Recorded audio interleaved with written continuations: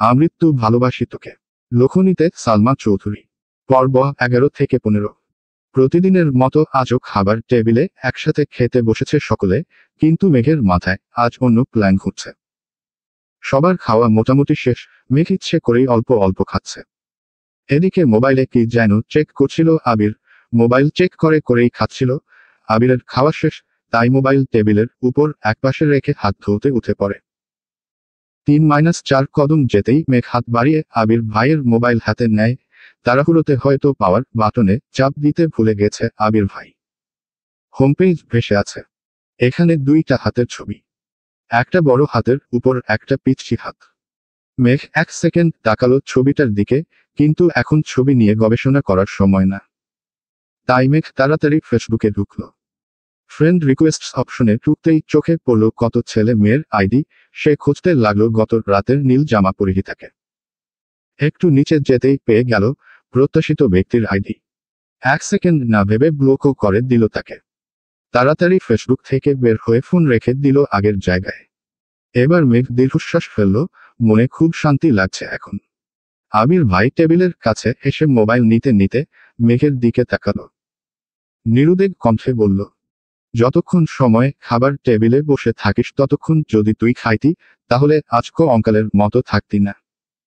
Mobile আর bag নিয়ে অফিসের জন্য বেরিয়ে গেলেন।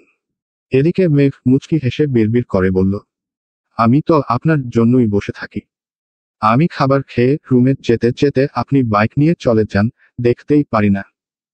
তাই তো বাধ্য হয়ে এখন টেবিলেই বসে থাকি। আবির ভাইয়ের কথা মতো মেঘ 11টার মধ্যে গোসল করেছে আজ। যথাসময়ে রেডি হয়ে রওনা দিল টিউশনের উদ্দেশ্যে। মনটা ভীষণ খারাপ। আজ থেকে একা একা টিউশন আর কোচিংয়ে পড়তে হবে, এটা ভেবেই মন ভাতারা চিহ্ন অংশে বারবার।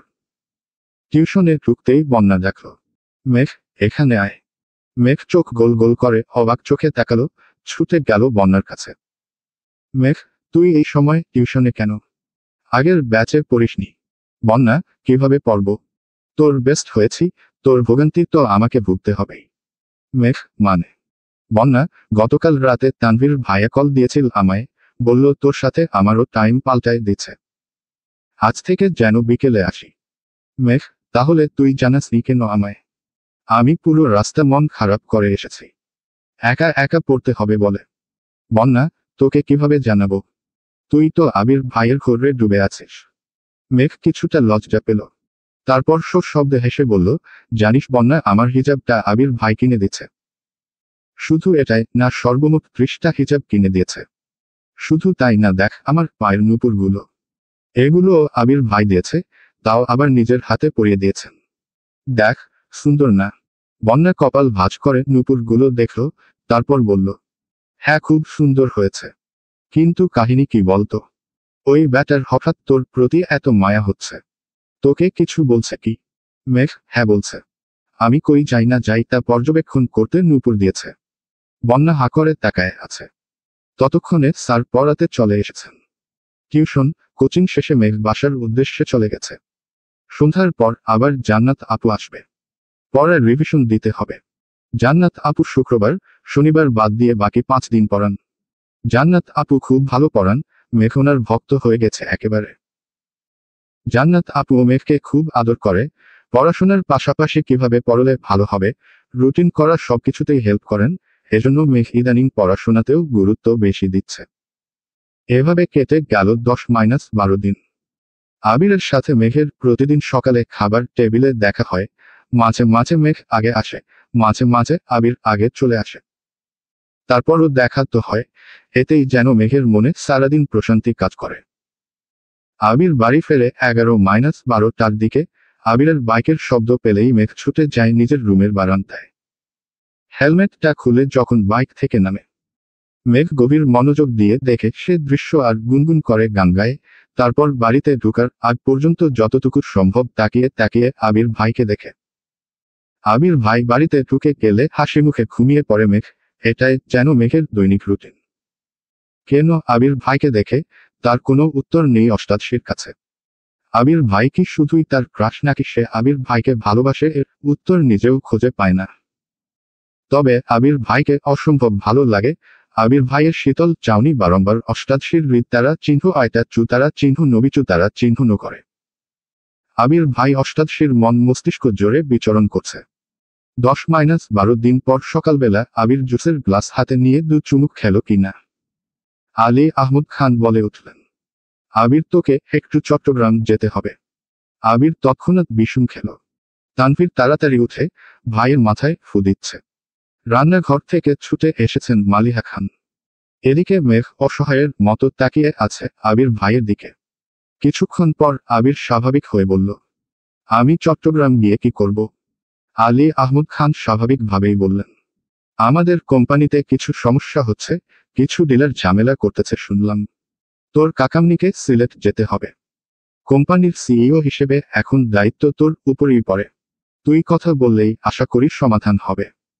ডিলাররা অর্ডার ডেলিভারি করা পর্যন্ত তুই থাকবি ওইখানে, যদি সব ঠিকঠাক হয়ে যায় তখন চলে আসিস। আবির এক পলক মেঘের দিকে তাকালো, তারপর দৃষ্টি নামিয়ে প্রশ্ন করল, কবে যেতে হবে? আলী আহমদ খান সহসা বলে উঠলেন, আজ রাতে অথবা আগামীকাল সকালে চলে গেলে ভালো হবে। আবির চুপচাপ মাথা নিচু করে বসে আছে। আলী আহমদ খান আর মোজাম্মেল খান উঠে গেলেন। তানভীর এবার ভাইকে বলল, ভাইয়া তোমার কি একা যেতে খারাপ লাগবে? আমি কি যাব তোমার সঙ্গে? আবির অগণিদৃষ্টিতে তাকালো তানভীরের দিকে, দাঁতে দাঁত চেপে বিড়বিড় বিড়বিড় করে কি যেন বলল। কেউ কিছু বুঝল না, কিন্তু তানভীর শব্দে হেসে উঠল। আবির এবার রাগে ফুঁসতে ফুঁসতে বলল, তানভীর। তানভীর হাসতে হাসতে চেয়ার থেকে উঠে বেসিনের দিকে দৌড় দিল। আবির অগণিদৃষ্টিতে তাকিয়ে আছে তানভীরের দিকে, তারপর মাথা নিচু করে প্লেটের খাবারটা কোনোরকমে শেষ করে উঠে চলে গেল।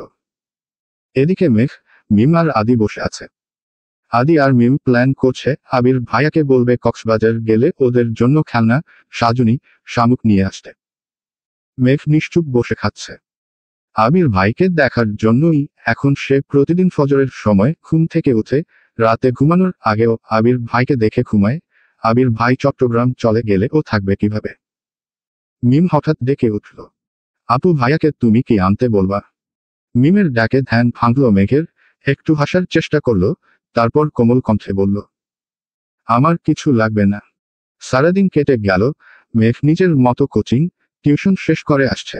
মিম, আদি স্কুল থেকে ফিরেছে। আবির 8টায় বাসায় ফিরেছে।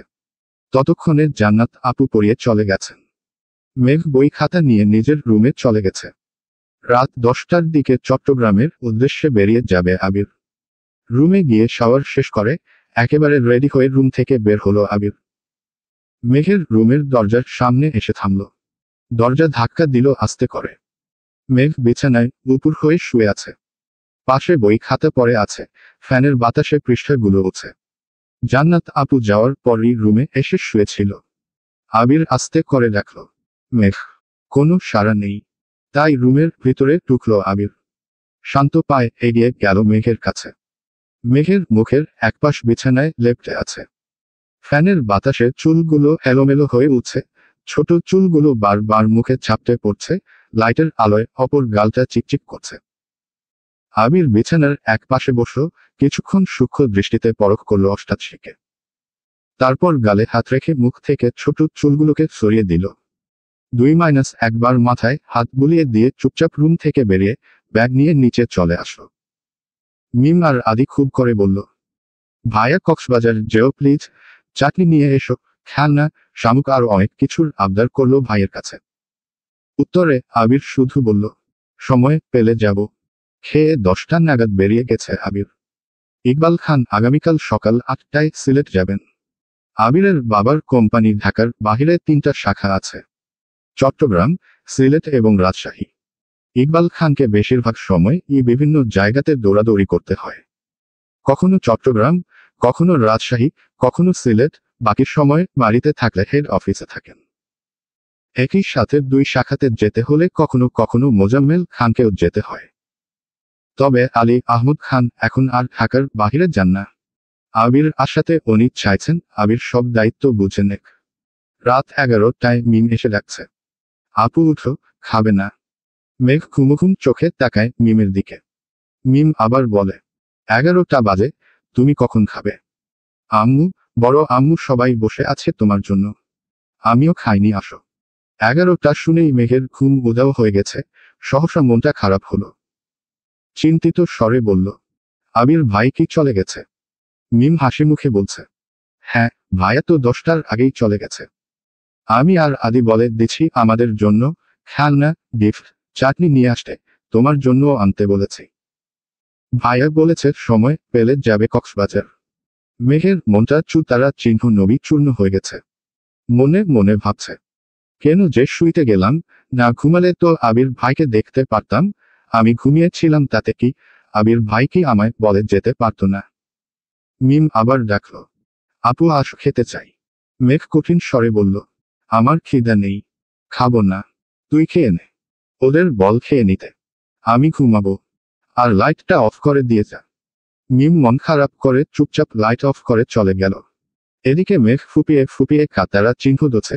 কিছুক্ষণ পর নিজে নিজেই ভাবছে, আবির ভাই তো আমায় নিয়ে ভাবেননি না। ভাবলে তো আমাকে ডেকে বলেই যেতেন। তাহলে আমি কেন ওনার জন্য কাতারা চিহ্ন ননা করছি? আর কাঁদবো না আমি। কিছুক্ষণ পর থামল। খুব খিদে পাচ্ছে কিন্তু সে খাবে না। বড্ড অভিমান জমেছে বুকে। এভাবেই ঘুমিয়ে পড়ল আবার। ভোরবেলাও উঠল না মেঘ। 8টার উপরে বাজে, খাবার টেবিলেও আসেনি। বাধ্য হয়ে মোজাম্মেল খান নিজে গেলেন মেয়েকে ডাকবে। মেঘ তখনও ঘুমে। আব্বুর ডাকে ঘুম ভাঙল মেঘের। 10 মিনিটের মধ্যে ফ্রেশ হয়ে নিচে আসলো। খাবার টেবিলে আবির ভাই নেই দেখে মনটা খারাপ হলো। কাকামনিও সকাল সকাল সিলেটের উদ্দেশ্যে রওনা দিয়েছেন। চুপচাপ খেতে বসলো মেঘ, কিন্তু গলা দিয়ে খাবার নামছে না। কোনো রকমে অল্প কিছু খেয়ে উঠে পড়ল। রুমে গিয়ে পড়ার চেষ্টা করলো, কিন্তু পড়া মাথায় ঢুকছে না। মাথায় শুধু আবির ভাই ঘুরছে। আবির ভাই কেন বলে গেল না? এখন আবির ভাই কোথায় আছেন, খেয়েছেন কি না, এসব চিন্তায় ব্যস্ত হলো। একটু পর পর ডাটা অন করে ফেসবুকে ঢুকছেন না, কিন্তু আবির ভাই নেটে নাই। কোনো আপডেটও নেই। 10 মিনিট পর পর মেঘ ফেসবুক চেক করছে, কিন্তু তাতে কোনো লাভ হচ্ছে না। সারাদিন গেল, এই পড়তে বসছে, এই আবার ফোন চেক করছে। বিকাল নাগাদ কোনো খবর না পাওয়াতে মন খারাপ করে ঘুমিয়ে পড়ল। আবির চট্টগ্রাম এসে অফিসের কাজে ব্যস্ত হয়ে পড়েছে। বাসা থেকে আবিরের আম্মু কল দিয়ে খোঁজ নিয়েছে ছেলের। এছাড়া মোজাম্মেল খানও কাজের জন্য কয়েকবার কল দিয়েছে আবিরকে। দেখতে দেখতে 3 দিন হয়ে গেল আবিরের চট্টগ্রাম আসা। সাথে অফিসের ঝামেলায় সারাদিন এক মুহূর্ত রেস্ট নিতে পারে না। অফিসের কাজের ফাঁকে 2-1বার বাসায় কল করে। আম্মু, মামুনি, তানভীরের সাথে কথা হয়। মিমার আদির এক কথা, ভাইয়া কক্সবাজার যেও প্লিজ, আমাদের জিনিসগুলো নিয়ে এসো। কিন্তু মেঘ যেন নিখোঁজ। আবির বিদেশে থাকাকালীন তানভীর বাসায় না থাকলে যেই মেয়ে একাই সারা বাড়ি মাতিয়ে রাখত, এখন আবির চট্টগ্রাম। তানভীর সকালে বের হয়ে পার্টি অফিসে আর ফেরে 10টার দিকে। বাবা চাচাও সারাদিন অফিসে থাকে। তারপরও মেঘকে সারাদিনে খুঁজে পাওয়া যায় না। সকালে অল্প খেয়ে যে রুমে ঢুকে কোচিং থাকলে বের হয়, না হয় 3-4টায় ক্ষুধা লাগলেই চুপচাপ এসে খাবার খায়, মাকেও ডাকে না। জান্নাত আপু এসে পড়িয়ে গেলে মেঘ অল্প খেয়ে আবার রুমে চলে যায়। মনমরা হয়ে থাকে সবসময়। আবিরের অফিসের ঝামেলা মোটামুটি মিটেছে। ডিলার প্রোডাক্ট ডেলিভারি দেয়া পর্যন্ত অপেক্ষা করতে হবে। 2 দিন ফ্রি থাকাতে মিম আর আদির কথা মনে করে কক্সবাজার গেল। এর আগে কখনো কক্সবাজার যায়নি আবির। এটাই জীবনে প্রথমবার। 5 স্টার হোটেলে রুম নিয়েছে। ফ্রেশ হয়ে বের হতে হতে বিকেল হয়ে গেছে। সমুদ্র সৈকতে দাঁড়িয়ে আছে আবির। প্রাকৃতিক সৌন্দর্যের স্পষ্ট রূপ দিয়ে সজ্জিত বিশ্বের দীর্ঘতম সমুদ্র সৈকত কক্সবাজার। কক্সবাজারের সূর্যাস্তের ছবি প্রায় সবাই স্মৃতি হিসেবে রেখেছেন নিজেদের মোবাইল ফোন বা প্রতিটা বাড়ির দেয়ালে। আবির সমুদ্রের ঢেউয়ের সঙ্গে গোধূলি বেলার সূর্যাস্ত দেখে বিমোহিত। অসংখ্য প্রাপ্তি, ক্লান্তি, হতাশা বিকীর্ণ হয়ে আছে আবিরের মনে। সমুদ্রের পানিতে অস্তমিত সূর্যের অপরূপ দৃশ্য উপভোগ করেছে। কিছুক্ষণ পর আবিরের ফোনে কল আসে। পকেট থেকে ফোন বের করে দেখে তানভীরের কল। রিসিভ করে। তানভীর, আসসালামু আলাইকুম ভাইয়া। আবির, ওয়ালাইকুম আসসালাম। তানভীর, কোথায় আছো? আবির, কক্সবাজার আসছি আজ। কেন? তানভীর, একটু দরকার ছিল। আবির, বল। তানভীর, এমপির মেয়ে নাকি তোমায় রিকোয়েস্ট দিয়েছিল, তুমি নাকি তাকে ব্লক করে দিয়েছ। আজ এমপির বাসায় গেছিলাম। মেয়ে তো তোমার কথা জিজ্ঞেস করতেছে আমায়। আবির, তুই কি বলছিস? তানভীর, প্রথমে তো এমনিতেই বোঝানোর চেষ্টা করছি, কিন্তু মানতেছে না, তাই বাধ্য হয়ে বলছি তুমি আরেকজনকে পছন্দ করো, তার সাথে তোমার বিয়ে ঠিক। আবির, আচ্ছা ঠিক আছে। তানভীর, কিন্তু একটা সমস্যা আছে ভাইয়া। আবির, আবার কি সমস্যা? তানভীর, এমপির মেয়ে যদি এমপিকে বলে আর উনি যদি আমায় জিজ্ঞেস করে তখন আমি কি বলবো? যদি মেয়ের কথা জিজ্ঞেস করে তখন কি বলবো? আবির, প্রথমত এমপি কোনো সময় এসব বিষয় নিয়ে মাথা ঘামাবে না। আর যদি শুনে ছেলে অন্য কাউকে পছন্দ করে তাহলে আরো কিছু বলবে না। তানভীর, তারপর ও যদি জিজ্ঞেস করে ফেলে তখন কি বলবো? আবির, বলবি তোর বোনের সাথে বিয়ে ঠিক। তানভীর, তারপর? আবির, তারপর আবার কি? বাকিটা আমি সামলে নিব। তানভীর, যদি ফোর্স করে? আবির একটু গম্ভীর কণ্ঠে বলল, বেকুবের মতো কথা বলিস না তানভীর। এমপির মেয়ে হোক আর মন্ত্রীর মেয়ে, তার জন্য কি তুই নিজের ভালোবাসা কোরবান করবি নাকি? আজব। তানভীর আর কথা বাড়ালো না। তানভীর, আচ্ছা ভাইয়া এখন রাখি তাহলে, আল্লাহ হাফেজ। আবির, আল্লাহ হাফেজ। কল কেটে আবির ডাটা অন করে ফেসবুকে ঢুকে। কেন জানি মনে হলো ব্লক লিস্ট চেক করবে, ব্লক লিস্টে ঢুকতেই চোখে পড়ল প্রথম আইডিটাই ওই মেয়ের। 2 সেকেন্ড ভাবল, সে তো শুধু কমেন্ট ডিলিট করেছিল, ব্লক তো করেনি। এটা যে মেঘের কাজ তা বুঝতে বেশিক্ষণ সময় লাগলো না। কিন্তু মেঘ ফোন পেল কোথায়? আরও কিছুক্ষণ ভাবার পর মনে হলো, টেবিলের উপর ফোন রেখে যাওয়ার ঘটনা। তার মানে সেদিনই ব্লক করেছে। অজান্তেই ঠোঁটের কোণে এক চিলতে মুচকি হাসির ঝলক দেখা গেল। আস্তে আস্তে বলল, এই সামান্য বিষয়ে জ্বলে উঠলে সইবি কিভাবে এত ঝড় ঝাঁঝা? এত তাড়াতাড়ি তো তোকে আমার করে নিব না, আবার খুব বেশি কষ্ট দিব না তোকে। অন্ধকার নেমেছে বিচে, একটু হাঁটাহাঁটি করলো আবির। ভাই বোনের জন্য কিছু কেনাকাটাও করলো। তারপর হোটেলে চলে আসছে। কেটে গেল আরো 2 দিন। আবির বাড়ি নেই 6 দিন যাবৎ। অষ্টাদশীর মনে বিষণ্ণতা ছেয়ে গেছে। খায় না ঠিক মতো, পড়াশোনা করে না, মোবাইলও চাপে না, কোথাও বলে না কারোর সাথে। শুধু টিউশন আর কোচিং যায় আসে এতটুকুই। আজ সকাল থেকে মনটা মাত্রাতিরিক্ত খারাপ। তানভীর ডেকে এনে খাবার টেবিলে বসিয়েছে। তানভীর আজকাল পার্টি অফিসের দৌড়াদৌড়িতে মেঘকে কিছুই বলে না। মেঘকে এখন আর আগের মতো বকেও না। মেঘ যেমন পাল্টে গেছে তেমনি তানভীরও পাল্টে গেছে। মেঘ খাবার টেবিলে বসে কোনো কথা না বলেই অল্প খাবার খেল। তানভীর মোজাম্মেল খানকে প্রশ্ন করল, আব্বু, ভাইয়া কবে ফিরবে? মোজাম্মেল খান যথারীতি জবাব দিলেন, কাজ শেষ হলে ফিরবে, কাজ এখনো শেষ হয়নি। মেঘের হৃদয়ের তারা চিহ্ন তোখরণ হচ্ছে, কয়েকটা দিনেই আবির ভাইয়ের শূন্যতা খুব করে ভোগা তারা চিহ্ন হচ্ছে অষ্টাদশীকে। টিউশন শেষ করে কোচিংয়ে গেল 2 বান্ধবী একসাথে। বন্যা বারবার জিজ্ঞেস করছে, কি হয়েছে তোর? মেঘ শুধু মাথা নাড়ছে, একটা কোথাও বলছে না। একটা ক্লাস শেষ হয়েছে। স্যার বেরিয়ে যাওয়া মাত্রই ওষ্ঠ উল্টে কান্না শুরু করলো মেঘ। প্রথম দিকে ফুপিয়ে ফুপিয়ে কাঁদলেও নিজেকে বেশিক্ষণ কন্ট্রোল করতে পারল না। কাতারা চিহ্ন ননার মাত্রা বেড়ে গেছে। শ্বাস নিতে পারছে না। মেঘের এই অবস্থা দেখে আঁতকে উঠে বন্যা। মেঘকে নিয়ে ওয়েটিং রুমে চলে যায়। ওখানে যাওয়াতে বাথভাঙ্গা কাতারা চিহ্ন ননা শুরু হয় মেঘের। বন্যা কোনোভাবেই শান্ত করতে পারছে না। 10-15 মিনিট স্থির হয় এই কাতারা চিহ্ন ননা। তারপর কিছুটা থেমেছে, এখন জোরে জোরে শ্বাস ছাড়ছে। একটু কাঁদলেই মেঘের শ্বাসকষ্ট শুরু হয়। বন্যা মাথায় হাত বুলাতে বুলাতে শান্ত কণ্ঠে বলল, কি হয়েছে তোর? এভাবে কান্না করছিস কেন?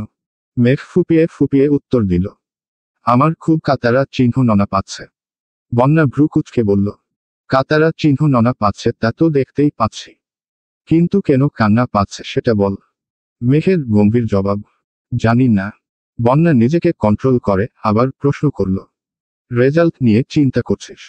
নাকি চান্স পাওয়া নিয়ে? নাকি বাসায় কেউ বকেছে তোকে? আবারও কাঁদছে মেঘ, কাঁদতে কাঁদতেই বলল, আমি আবির ভাইকে খুব মিস করছি বন্যা, উনি ফেসবুকেও আসেন না, আমি ওনাকে না দেখে, ওনার কথা না শুনে আর থাকতে পারছি না। বন্যা এবার অবুঝ বাচ্চার মতো হাসল, তারপর বলল, মিস করছিস তো কল দে। মেঘ কাঁদতে কাঁদতেই বলল, উনি কি আমার সাথে কথা বলবেন? বন্যা এবার সশব্দে হাসল। উনি কথা বলবেন কি বলবেন না, এসব যদি তুই ভাবিস তাহলে উনি কি ভাববেন? মেঘ এবার মুখ তুলে তাকালো বন্যার দিকে। বন্যা এবার হাসতে হাসতে বলল, বেবি, তুমি তো আবির ভাইয়ের প্রেমে হাবুডুবু খাচ্ছ। সাবধান, বান্ধবী, ডুবে যেও না, সামনে কিন্তু ভর্তি পরীক্ষা। মেঘ ভেঙচি কেটে বলল, আমি আবির ভাইকে ভালোবাসি। এটুকু বলেই থেমে গেল। নাটা বলার খুব চেষ্টা করলো কিন্তু বলতে পারল না। বন্যা মেঘকে ঠান্ডা মাথায় বেশ কিছুক্ষণ বুঝালো। মেঘ শান্ত হয়ে বসে আছে। বন্যা বলল, তুই তাহলে বাসায় চলে যা, ক্লাস করতে হবে না, ফোন দে, আমি ড্রাইভার আঙ্কেলকে কল দিচ্ছি। তারপর মেঘকে গাড়িতে দিয়ে বন্যা এসে ক্লাসটা শেষ করল। মেঘ বাসায় এসে ফ্রেশ হয়েই ছুটে গেল মায়ের রুমে। হালিমা খান ঘুমাচ্ছিলেন। মেঘ মায়ের হাতের উপর মাথা রেখে মাকে জড়িয়ে ধরে শুয়ে পড়েছে। হালিমা খান ঘুমের মধ্যেই একবার চোখ খুলে দেখলেন, মেঘকে দেখে মেঘের পিঠ বরাবর জড়িয়ে ধরে ঘুমিয়ে পড়লেন পুনরায়। অনেকক্ষণ কান্না করায় মেঘ ক্লান্ত ছিল, সেও মাকে জড়িয়ে ধরে ঘুমিয়ে পড়েছিল। বেশ কিছুক্ষণ পর মেঘের ঘুম ভাঙে। ততক্ষণে হালিমা খান সজাগ হয়ে গেছেন, শুয়ে শুয়ে মেয়ের মাথায় হাত বুলিয়ে দিচ্ছেন। মেঘ সচরাচর মায়ের কাছে শুতে আসে না। যখন খুব বেশি মন খারাপ থাকে তখনই আসে। মেঘের ঘুম ভাঙতেই হালিমা খান বললেন, তোর কি শরীর খারাপ মা? মেঘ মাথা নেড়ে না করল। হালিমা খান পুনরায় বললেন, রেজাল্ট নিয়ে চিন্তা করছিস? মেঘ আবারও মাথা নেড়ে না করল। মেঘ এবার মাকে শক্ত করে জড়িয়ে ধরে বলল, আম্মু, আবির ভাই কবে আসবে? মেয়ের প্রশ্নে হালিমা খান মুচকি হাসলেন আর বললেন, কেন, ভাইয়ের জন্য পেট পুতারা চিহ্ন আছে? মেঘ মনে মনে বলল, পেটের সাথে মনটাও পুতারা চিহ্ন আছে আম্মু। মেঘকে নীরব দেখে হালিমা খান বললেন, দুপুরে তো কথা হলো, বলল আরো 2-4 দিন লাগতে পারে। কথা হয়েছে শুনে সহসা মেঘের মনটা খারাপ হলো। নিজেকে সামলে বলল, আম্মু, আবির ভাইকে কল দাও না প্লিজ। হালিমা খান, বিকেলেই তো কথা হলো, এখন আবার কল দিয়ে কি করব? ছেলেটা মনে হয় ব্যস্ত। মেঘ, আম্মু প্লিজ দাও না। হালিমা খান নিজের ফোন হাতে নিয়ে কল দিল আবিরকে। লাউড স্পিকারে দিয়েছেন। কয়েকবার রিং হতেই রিসিভ হলো। আবির, আসসালামু আলাইকুম মামুনি। আবির ভাইয়ের কণ্ঠ শুনে মেঘের বক্ষস্পন্দন জোরালো হলো। হালিমা খান, ওয়ালাইকুম আসসালাম। ব্যস্ত আছিস বাবা? আবির, হ্যাঁ কিছুটা। কেন? হালিমা খান, মেঘ একটু কথা বলবে তোর সাথে। আবির, ঠিক আছে দাও। হালিমা খান মেঘের দিকে ফোন এগিয়ে দিলেন। মেঘ কাপা কাপা হাতে ফোন নিল, সঙ্গে সঙ্গে লাউডস্পিকার অফ করে দিল মেঘ। মেঘ তীর কণ্ঠে বলল, হ্যালো। আবির তৎক্ষণাৎ রেগেমেগে বলল, হ্যালো কি রে? প্রথমে কল দিয়ে সালাম দিতে হয়, এটাও জানিস না? আবিরের ধমকে চুপসে গেল মুখটা। আস্তে ধীরে বলল, আসসালামু আলাইকুম। আবির গম্ভীর কণ্ঠেই উত্তর দিল, ওয়ালাইকুম আসসালাম। মেঘ এবার কাপা কাপা গলায় বলল, কেমন আছেন আবির ভাই? আবির কিছুটা স্বাভাবিক হয়ে বলল, আলহামদুলিল্লাহ ভালো, তুই কেমন আছিস? মেঘ দীর্ঘশ্বাস ফেলে উত্তর দিল, আলহামদুলিল্লাহ। দুজনেই কয়েক সেকেন্ড নীরবতা পালন করল। আবির নীরবতা ভেঙে রাশভারী কণ্ঠে শুধালো, তোর ফোন দিয়ে কল দিতে পারিস না? মামনির ফোন থেকে দিতে হলো কেন? মুখের উপর মেঘ বলে ফেলল, আপনার নাম্বার নাই আমার কাছে। আবির এবার দীর্ঘশ্বাস ফেলল, গম্ভীর কণ্ঠে জবাব দিল, রাখছি, ব্যস্ত আছি আমি। এই বলে কল কেটে দিল। মেঘ আহাম্মকের মতো ফোনের দিকে তাকিয়ে রইল। বুঝে উঠতে পারল না ব্যাপারটা। আবির ভাইয়ের নাম্বার নেই এই কথা শুনে রেখে দিল নাকি সত্যিই ব্যস্ত, এটা ভেবে পাচ্ছেন না অষ্টাদশী। ফোনের স্ক্রিনে ভেসে আছে আবির নামে সেভ করা নাম্বারটা। মেঘ মনে মনে নাম্বারটা মুখস্থ করতে ব্যস্ত হলো। তারপর মাকে ফোন দিয়ে নিজের রুমের দিকে দৌড় দিল। নিজের ফোনে আবির ভাইয়ের নাম্বারটা লিখে নামের অপশনে লিখল, আমার আবির সাথে লাভ ইমোজি কিছুটা দূরে লিখল ভাই। সেভ করলো নাম্বারটা। আবির ভাইয়ের সাথে কথা বলেছে এই খুশিতে মেঘ সারাবাড়ি ছুটছে। কে বলবে এই মেয়েটায় 1 সপ্তাহ রুম থেকে বের হয়নি, কারোর সাথে কথা পর্যন্ত বলেনি। আজ সে মিম আর আদিকে নিয়ে দুষ্টামি খুনসুটিতে মগ্ন। মিম আর আদিও যেন আপুকে এভাবে পেয়ে বড্ড খুশি। হঠাৎ জান্নাত আপু বাড়িতে ঢুকলো। মেঘকে এত হাসি খুশি দেখে জান্নাত আপুও খুশি হলো। এই 1 সপ্তাহে জান্নাত আপু যতদিন এসেছে প্রতিদিনই মেঘ মনমরা হয়ে বসে থাকে। পড়া ধরলে পারলে বলে, না পারলে চুপ থাকে। আপু বুঝালেও সাড়া নেই। বুঝছে কি না তাও বলে না। জান্নাত আপু কম করে হলেও 20 বার জিজ্ঞেস করে, মেঘ তোমার কি হয়েছে বলো। মেঘ কিছুই বলে না। এতে জান্নাত আপু চিন্তিত ছিল। উনি নিজে থেকেই অনেক বুঝিয়েছেন, রেজাল্ট নিয়ে যেন চিন্তা না করে, অ্যাডমিশন টেস্ট নিয়ে যেন না ভাবে। কিন্তু মেঘ এসবে কোনো সাড়া দেয়নি। তাই আজ মেঘকে খুশি দেখে জান্নাত আপুর মুখে সহসা হাসি ফুটে উঠেছে। জান্নাত আপু ডাকলে, মেঘ। সোফায় বসা মেঘ পিছন ফিরে তাকিয়ে জান্নাত আপুকে দেখে ছুটে আসে। মেঘ, আপু কেমন আছো? জান্নাত, আলহামদুলিল্লাহ ভালো। তুমি কেমন আছো? মেঘ, আলহামদুলিল্লাহ ভালো। আপু তুমি একটু বসো, আমি রুম থেকে বই খাতা নিয়ে আসছি। বলেই সিঁড়ি দিয়ে ছুটছে রুমের দিকে। জান্নাত হাস্যোজ্জ্বল মুখে তাকিয়ে আছে মেঘের দিকে। সত্যি বলতে ছটফটে স্বভাবের মেয়েরা হঠাৎ শান্ত হয়ে গেলে সবার নজরে পড়ে যায়। মেঘের ক্ষেত্রেও তেমনটাই হয়েছে। জান্নাত আপুর পড়ায় মেঘের সম্পূর্ণ মনোযোগ আছে আজ। পড়ানোর আগেই সব বুঝে ফেলছে। জান্নাত আপু পড়িয়ে যাওয়ার পর আরো 1-2 ঘন্টা মিম আর আদির সাথে আড্ডা দিয়েছে মেঘ। নিজেও পড়ছে না, ওদের কেউ পড়তে দিচ্ছে না। এতে অবশ্য মা কাকিয়া কিছুই বলছে না। মেয়েটা যে হাসিখুশি আছে এতেই সবার ভালো লাগছে। মোজাম্মেল খান এবং আলী আহমদ খান বাসায় ফিরেছেন কিছুক্ষণ আগে। ফ্রেশ হয়ে খেতে বসেছেন। মেঘও আজ সবার সাথে খেতে বসেছে। আবির ভাইয়ের চেয়ারের দিকে তাকিয়ে মুচকি হাসল। মনে মনে বলল, মিস ইউ আবির ভাই। আলী আহমদ খান মেঘকে জিজ্ঞেস করলেন, মেয়েটা ভালো পড়াচ্ছে তো আম্মু? মেঘ হাসি মুখে উত্তর দিল, আপু অনেক ভালো পড়ায় বড় আব্বু। কোনো সমস্যা হলে জানাইও। স্বাভাবিকভাবেই কথাটা বললেন আলী আহমদ খান। মেঘও শান্ত স্বরে বলল, ঠিক আছে বড় আব্বু। মেঘ রুমে এসে শুয়ে পড়েছে। আজ পড়তে একটুও ইচ্ছে করছে না। আবির ভাইয়ের সাথে কথা বলার খুশি, সাথে এটাও অনুভব করছে সে আবির ভাইকে ভালোবেসে ফেলেছে। এসব ভেবেই মেঘের অশ্রু ছড়িয়ে আসে। সহসা ডাটা অন করে আবির ভাইয়ের আইডিতে ঢুকে। সেদিন রাগ করে ছবি ডিলিট করার পর আর ছবিগুলো ডাউনলোড করেনি। আজ আবার ইচ্ছে হলো ছবিগুলো সেভ করার। এখন আর রাগও অভিমানে আবির ভাইয়ের ছবি ডিলিট করবে না এই প্রতিজ্ঞা করল। আবির ভাইয়ের আইডিতে ঢুকতেই একটা পোস্ট চোখে পড়ে। আমার স্বপ্নগুলো হাতছানি দেয় সন্ধ্যাতারার মাঝে। সাথে কক্সবাজার সমুদ্র সৈকতে তোলা একটা ছবি। 2 ঘন্টা আগেই পোস্ট করেছেন। মেঘ সঙ্গে সঙ্গে ছবিতে কেয়ার রিয়েক্ট দিল, একটা লাভ ইমোজিও কমেন্ট করল। আবির ভাইয়ের ছবি দেখে মেঘেরও কক্সবাজার যেতে খুব ইচ্ছে করছে। কিন্তু চাইলেই তো সব ইচ্ছে পূরণ হয় না। এক দৃষ্টিতে ছবিটা কিছুক্ষণ দেখলো, তারপর আস্তে আস্তে সব ছবি সেভ করতে লাগলো। গ্যালারিতে একটা একটা অ্যালবাম খুলল। নাম দিল পকিট্রাম্পল। এখানে আবির ভাইয়ের সব ছবি একসাথে রাখলো। আবির ভাইকে দেখতে দেখতে কখন ঘুমিয়েছে কে জানে।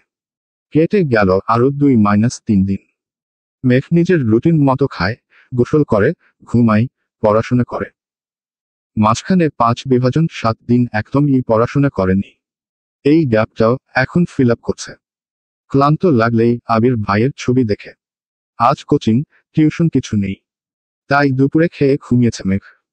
বিকেলে ঘুম থেকে উঠে ফ্রেশ হয়ে নিচে আসে কফি খাওয়ার। নিচে আসতেই চোখে পড়ে মিম আর আদি অনেক গিফট ছড়িয়ে দেখছে। মেঘকে দেখেই আদি ছুটে যায় মেঘের কাছে। আদি, আপু দেখো ভাইয়া কত গিফট নিয়ে আসছে আমাদের জন্য। অনেকগুলো শামুক এনেছে, সবার নাম লিখা। আসো আসো। এর মধ্যে মিম 2টা শামুক নিয়ে এসেছে। দেখো আপু, তোমার নামের একটা, আমার নামের একটা। মেঘ এক পলক তাকালো শামুকের দিকে। শামুকগুলোর উপর সুন্দর করে ভেসে আছে নামটা। মেঘ উত্তেজিত কণ্ঠে জিজ্ঞেস করল, আবির ভাই কখন এসেছে? মিম হাসি মুখে উত্তর দিল, কিছুক্ষণ আগেই এসেছে। মেঘ আর কিছু না বলে সিঁড়ি দিয়ে ব্যস্ত পায়ে উঠতে লাগলো। মিম পিছন থেকে ডাকল, আপু কোথায় যাচ্ছ?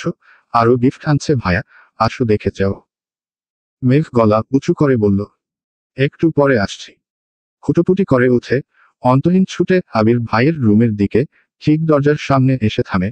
উত্তেজিত হাতের ধাতারা চিহ্নকায় চাপানো দরজা সহসা খুলে গেল। আবির শাওয়ার শেষ করে কোমরে টাওয়েল জড়িয়ে উন্মুক্ত শরীরে ওয়াশরুম থেকে বের হয়েছে মাত্র। সারা শরীরে বিন্দু বিন্দু পানিতে চিকচিক করছে। প্রশস্ত বুকের লোমগুলোতেও পানি জমে আছে। চুল থেকে টুপ টুপ করে পানি পড়ছে। মেঘের দিকে নির্বাক চোখে তাকিয়ে আছে আবির। মেয়েটার এলোমেলো চুলগুলো উঠছে এদিক সেদিক। এই কয়দিনেই অষ্টাদশীর মুখটা মলিন হয়ে গেছে, গায়ের রঙও কিছুটা চেপে গেছে। গভীর দৃষ্টিতে তা পরখ করতে ব্যস্ত আবির। এদিকে আবির ভাইয়ের আবেশিত নেশাভরা চোখের চাউনিতে অষ্টাদশীর কোমল মনে অশান্ত অস্থির কেউ আঁচড়ে পড়ে। মনে হচ্ছে সিডর, আয়লা, জলোচ্ছ্বাস সবকিছু একসাথে হানা দিয়েছে। এতদিন পর প্রিয় মানুষটাকে দেখছে, তাও আবার এই অবস্থায়। আবির ভাইকে এই অবস্থায় দেখে মেঘের অন্তঃস্থলে শিহরণ জাগায়। মেঘের মনে আকস্মাৎ গান বেজে উঠল। দৃষ্টিতে যেন সে রাসপুতিন। ক্ষুণ্ণ হয়ে যায় আমি প্রতিদিন। নামধাম জানি, সাথে তার সবকিছু, তবুও নিলাম আমি তার পিছু। টেনে হিচড়ে অনেক কষ্টের বৃষ্টি নামালো মেঘ। বক্ষস্পন্দন জোরালো হলো। অষ্টাদশীর ভেতরটা ভরে এলো এ যেন প্রশান্তির হাওয়া। আবির তখনও দুর্বোধ্য দৃষ্টিতে তাকিয়ে আছে অষ্টাদশীর পানে। মেঘ গলা খাকারি দিয়ে দীর্ঘশ্বাস ফেলে মাথা নিচু করে কাপা কাপা কণ্ঠে বলল, সরি। আবিরের এবার হুঁশ ফিরে। অবাক চোখে তাকিয়ে কপাল কুঁচকে বলল, সরি কেন? মেঘ কণ্ঠ খাদে নামিয়ে জবাব দিল, অসময়ে চলে আসছি তাই। এটুকু বলেই চলে যেতে নেয় মেঘ। আবির হঠাৎই গম্ভীর গলায় বলে উঠল, দাঁড়া, কি বলতে এসেছিলি বল। মেঘ তৎক্ষণাৎ শীতল কণ্ঠে বলল, ভুলে গেছি। আবির কয়েক সেকেন্ড থাকল, ঠোঁটের কোনায় দুষ্টু হাসি নিরুদের কণ্ঠে বলল, মনে করে বলে, তারপর যাবি। আবির ভাইয়ের কথা শুনে মেঘের হাত পা কাপা কাপি শুরু হয়ে গেছে। আবির ভাই তারা চিহ্ন পোপর দিবেন না তো? মেঘ নরম স্বরে আস্তে ধীরে আবারও বলল, সরি আবির ভাই, এভাবে আর রুমে ঢুকবো না। সরি। আবির কণ্ঠ দ্বিগুণ ভারী করে বিরক্তি নিয়ে বলল, এত ন্যাকামি করছিস কেন মেঘ? তুই কি চাচ্ছিস এখন আমি চিৎকার দিয়ে বাড়ির সব মানুষ জড়ো করে বলি? ওমা গো, ও বাবা গো, মেঘ আমার সব তারা চিহ্ন বিনাশ করে ফেলছে, আমায় খালি গায়ে দেখে ফেলছে, এখন আমার কি হবে? আবির ভাইয়ের মুখে এমন কথা শুনে মেঘ হা করে তাকালো আবির ভাইয়ের দিকে। আবির ভাইয়ে খালিকা দেখে মনের ভেতর পুনরায় উতালপাতাল শুরু হয়ে যাচ্ছে। মেঘের সমস্ত গায়ে স্রোতের মতো শীতল হাওয়া বয়ে যায়। তৎক্ষণাৎ মাথা নিচু করে ফেলল মেঘ। আবির শক্ত কণ্ঠে আবার বলল, আমি মেয়ে না যে আমায় এই অবস্থায় দেখে ফেলছিস বলে মানসম্মান চলে যাবে? তুই কি বলতে আসছিলি সেটা বল। মেঘ এবার মাথা নিচু করে কাপা কাপা গলায় আস্তে আস্তে বলল, আপনাকে দেখতে আসছিলাম। আবির ভ্রু কুঁচকে তাকালো, তৎক্ষণাৎ বলে উঠল, দেখতে আসছিস দেখ, খোঁজ নে আমার, এত ফর্মালিটি করছিস কেন? মেঘ নরম স্বরে বলল, দেখেছি, এখন আসি। ঘুরে এক পা ফেলতেই আবির ডাকল, তোর সাথে কথা আছে, বসো এসে। মেঘটায় দাঁড়িয়ে পড়ল সেখানে। মেঘের এবার রক্ত সঞ্চালন বন্ধ হওয়ার পরিস্থিতি হলো। মুখ তুলে তাকাতেও পারছে না। মনে মনে বলছে, আল্লাহ বাঁচাও। আবির আবার বলল, বসতে বললাম তো তোকে। মেঘ স্থির পায়ে এগিয়ে এসে বিছানার কোনায় বসেছে, চিবুক নামিয়েছে গলায়। দৃষ্টি তার ফ্লোরে। আবির একটা টি শার্ট হাতে নিয়ে ঘুরে এসে মেঘের থেকে কিছুটা দূরে বসেছে। আবির কঠিন স্বরে বলল, কি হয়েছে তোর? মেঘ আবারও কাপা কাপা কণ্ঠে বলল, আবির ভাই আপনি কিছু একটা পড়ুন প্লিজ। আবির মুচকি হেসে ভেজা শরীরেই হাতের গেঞ্জিটা পরে নিল। আর বলল, এবার শান্তি হয়েছে, এখন বল কি হয়েছে তোর? মেঘ চিবুক নামিয়ে শীতল কণ্ঠে উত্তর দিল, কিছু হয়নি। রাগান্বিত স্বরে আবির বলল, মেঘ, ভাবছি তোকে মেডিকেলে বিক্রি করে দিব। মেঘের সংকীর্ণ মুখটা আরো বেশি ছোট হলো, নিভু নিভু চোখে তাকালো আবির ভাইয়ের দিকে, পাতলা অধর নেড়ে বলল, কেন? আমি কি করেছি? আবির অভিভূতের ন্যায় নিষ্পলক চেয়ে রইল মেঘের দিকে, প্রখর তপ্ত স্বরে বলল, এই যে তুই ঠিকমতো খাচ্ছিস না, দিনকে দিন কঙ্কাল হইতেছিস, তোকে এই বাড়িতে রাখার থেকেও মেডিকেলে রাখলে বেশি কাজে দিবে। কণ্ঠ ভিজে এলো মেঘের, নেত্রদ্বয়ে টলমল করছে। কাপা কাপা গলায় বলল, খাই তো আমি। আবির এবার সরু নেত্রে তাকালো মেঘের চোখের দিকে, নেত্র যুগল টৈটম্বুর হয়ে আছে, পলক ফেললেই পানি গড়িয়ে পড়বে গাল বেয়ে। আবির দীর্ঘশ্বাস ফেলে বলা শুরু করল, এই কয়দিনে না তুই ঠিক মতো খেয়েছিস আর না তুই ঠিক মতো কোনো কাজ করেছিস। খাওয়া আর ঘুম যে ঠিক মতো করিসনি তা তোকে দেখলেই বোঝা যাচ্ছে। চুলগুলো কতদিন আঁচড়াস না আল্লাহ জানে। এমনকি তুই পড়াশোনাও করিস না। কোচিং, টিউশনের প্রতিটা পরীক্ষায় কম নাম্বার পেয়েছিস। একটু থেমে রাগে কটমট করে বলল, তুই কি পড়াশোনা করতে চাচ্ছিস না? তুই পড়াশোনা না করলে বল, আমি বাড়ির সবার সাথে কথা বলে নিব। আজকের পর কোনোদিন তোর বই নিয়ে বসতে হবে না। এর জন্য তোকে কেউ কিচ্ছু বলবে না। মেঘের গাল বেয়ে অঝরে পানি পড়ছে। কান্নারত কণ্ঠে বলল, আমি পড়াশোনা করব। আবির পুনরায় গুরুভার কণ্ঠে বলল, 1 সপ্তাহে কোচিং, টিউশনের পরীক্ষায় কম নাম্বার পাওয়ার কারণ কি? মেঘ ভনিতা ছাড়াই বলে উঠল, কম পায়নি তো। আবির দাঁতে দাঁত চেপে কণ্ঠ 3 গুণ ভারী করে বলল, আমার সামনে অন্ততপক্ষে মিথ্যা বলিস না। প্রতিটা 30 মার্কের পরীক্ষায় তুই ডিসেম্বরের 15-20 পেয়েছিস। এগুলো কি খারাপ মার্ক না? এই মার্ক পেলে তুই জীবনে চান্স পাবি। মেঘ আকস্মাৎ আবির ভাইয়ের দিকে তাকায়, আওয়াজবিহীন কান্নায় গাল বেয়ে গলায় এসেছে অশ্রুরা। ভেজা কণ্ঠে অবাক চোখে তাকিয়ে বলল, আপনি কিভাবে জানেন? আবির উদ্বেলিত ভঙ্গিতে তাকিয়ে আছে অষ্টাদশীর পানে, শক্ত কণ্ঠে বলল, মেঘ, আমি তোকে ছাড় দিয়েছি, ছেড়ে দেয়নি। তুই কি ভাবছিস তোর কোনো খবর আমার কাছে নাই? তোর কোচিংয়ের পরিচালক আমার স্কুল ফ্রেন্ড। তাছাড়াও তোর নাম্বারের পাশে গার্ডিয়ানের যে নাম্বারটা দেয়া কোচিংয়ে সেটাও আমার নাম্বার। তুই পরীক্ষায় কত পাস, তোর কবে কি পরীক্ষা, সব মেসেজ যেমন তোর কাছে যায় তেমনি আমার কাছেও আসে। তোর টিউশনের স্যারও আমার পরিচিত। তুই যেদিকে পা দিবি সবটাই আমার দখলে। তাই মিথ্যা বলা, কোনো কিছু লুকানোর চেষ্টা কখনো করিস না। মেঘ আহাম্মকের মতো তাকিয়ে কথাগুলো শুনল, দুরু দুরু বুক কাতারা চিহ্ন পছে। উদ্গ্রীব চোখ দুটো লম্বা চওড়া মানুষটার মুখের দিকে, কান্না থেমে গেছে। গালে পানির দাগ স্পষ্ট। উল্লেখহীন চাউনি আবির ভাইয়ের। কয়েক মুহূর্ত চোখাচোখি হলো দুজনের। শেষমেশ আবির ভাই দৃষ্টি ফেরালো। মেঘ আর কিছু বলার ভাষা খুঁজে পাচ্ছে না। চুপচাপ পা বাড়ায় দরজার দিকে। আবির সহসা ডাকে, দাঁড়া। মেঘের পা কাঁপছে। আবির হাতে একটা শপিং ব্যাগ নিয়ে এগিয়ে আসলো মেঘের কাছে। আবির ভাই কাছাকাছি আসতেই নাকে লাগলো চিরচেনা পরিচিত গতরের গন্ধ, মাত্র শাওয়ার নেয় সে গন্ধটা যেন অন্যরকম সুন্দর লাগছিল। আবির শপিং ব্যাগ এগিয়ে দিল মেঘের দিকে। আর বলল, এগুলো তোর, আর আজকের পর পরীক্ষা, পড়াশোনা, নিজের যত্নে একটুখানি ত্রুটি যদি আমি দেখি তাহলে আর মুখে কিছু বলবো না। যা এখন। আবির ভাইয়ের ঠান্ডা হুমকিতে কম্পিত হলো অষ্টাদশীর দেহ। আঙ্গুল শুদ্ধ কাঁপছে। কাপা হাতে শপিং ব্যাগ নিয়ে ছুটে পালালো রুম থেকে। নিজের রুমের দরজা ঠেলে ভেতরে ঢুকল। শপিং ব্যাগটা বিছানার পাশে রেখে বিছানায় শুয়ে পড়ল মেঘ। শপিং ব্যাগটা খুলে দেখার ইচ্ছেও করছে না। ইচ্ছের থেকেও বড় বিষয়, সেই শক্তিটায় পাচ্ছে না।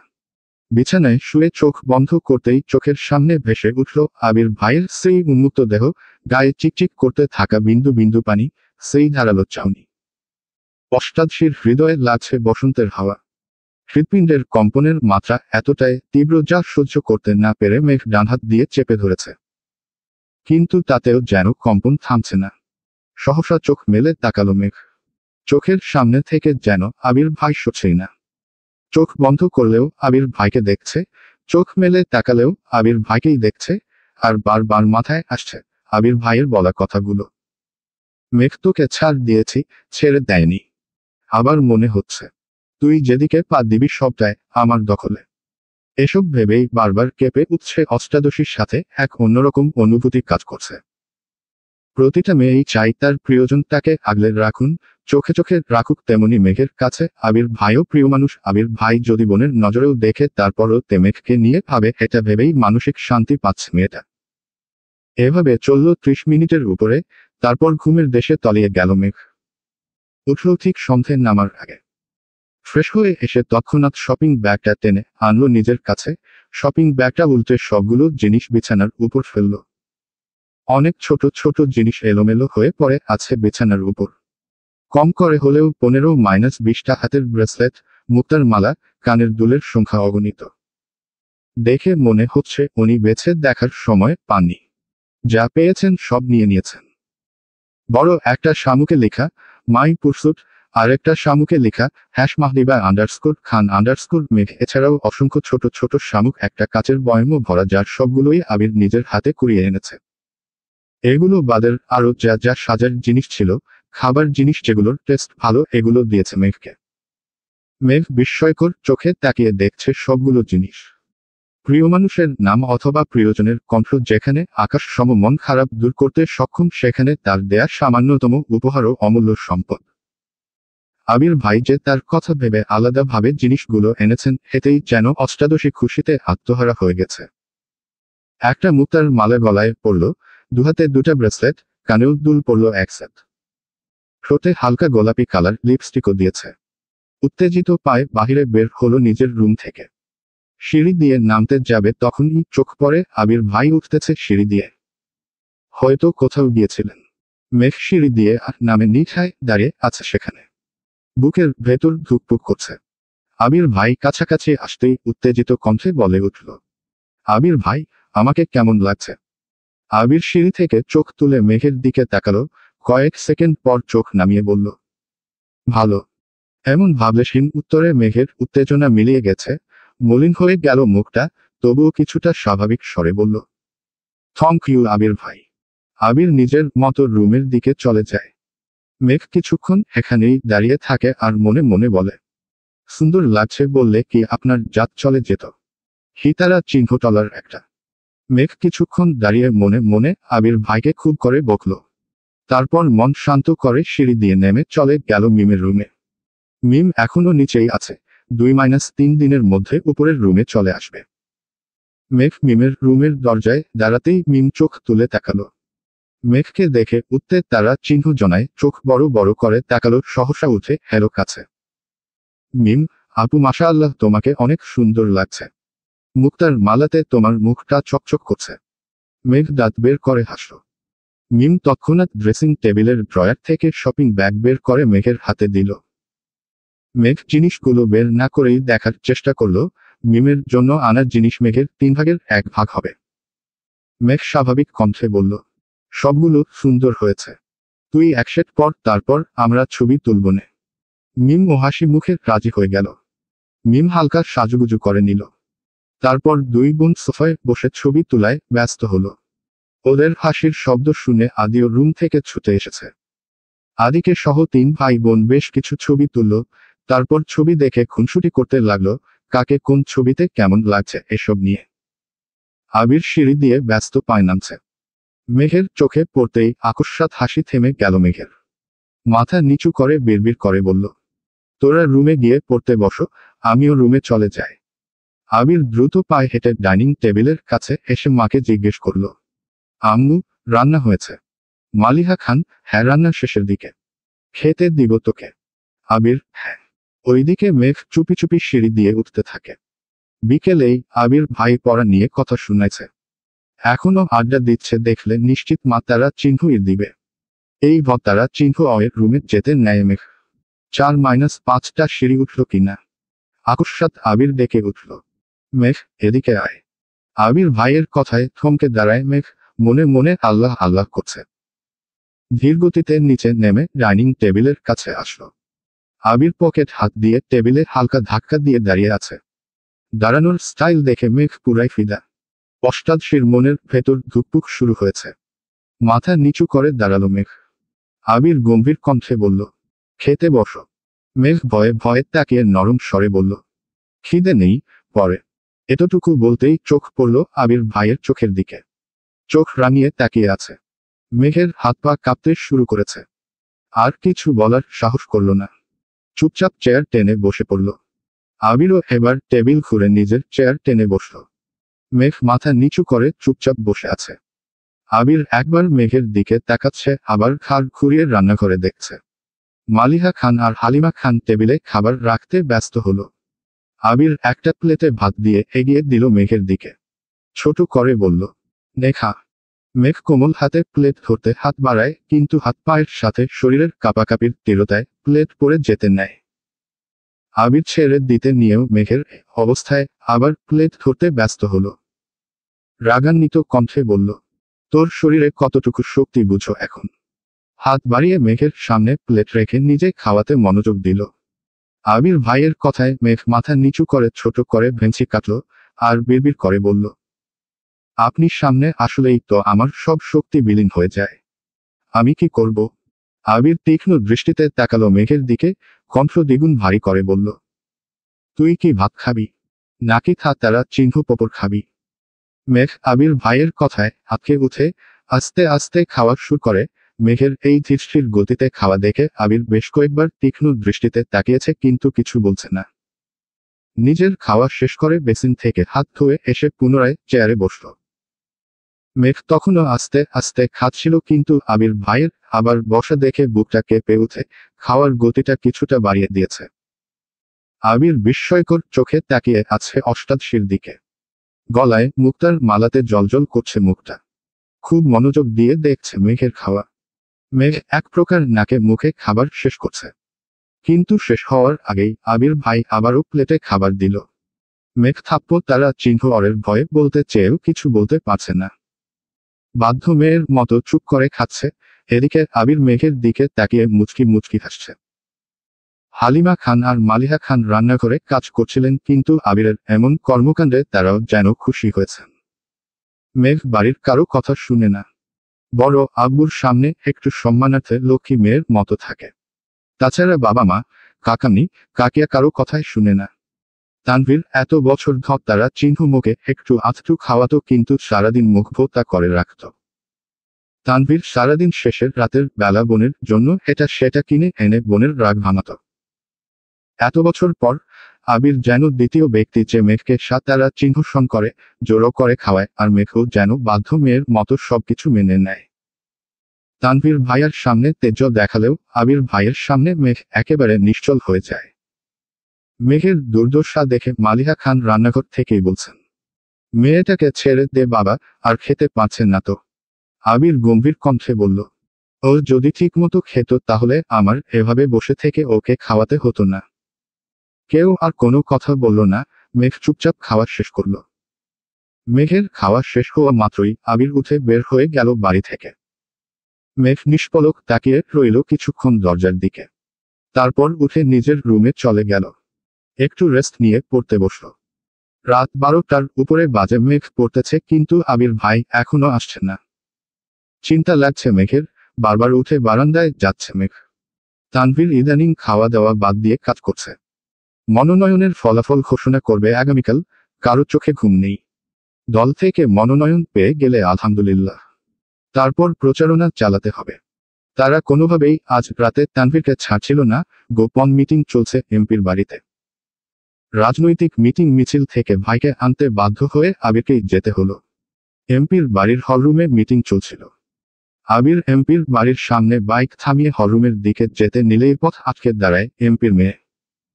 আবির চোখ গোল গোল করে তাকালো মেয়ের দিকে, রাশভারী কণ্ঠে বলল, পথ আটকে দাঁড়িয়েছেন কেন? মেয়ে হাসি মুখে উত্তর দিল, আপনাকে আমার অনেক ভালো লাগে ভাইয়া, প্লিজ আপনার নাম্বারটা দিবেন।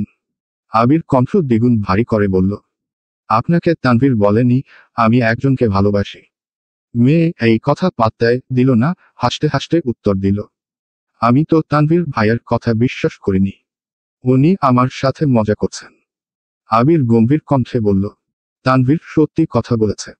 মেয়ে এমনভাবে হাসছে যেন মনে হচ্ছে আবির যোগ বলছে। আবির এবার দীর্ঘশ্বাস ফেলে রাগান্বিত কণ্ঠে বলল, শুনো মেয়ে, এই আমিময় আবির অন্য কারো মালিকানায় বন্দী। আমার জীবনের অস্তিত্ব জুড়ে শুধু তার রাজত্ব চলে। এমপির মেয়ে অবিশ্বাস্য চোখে তাকালো আবিরের দিকে।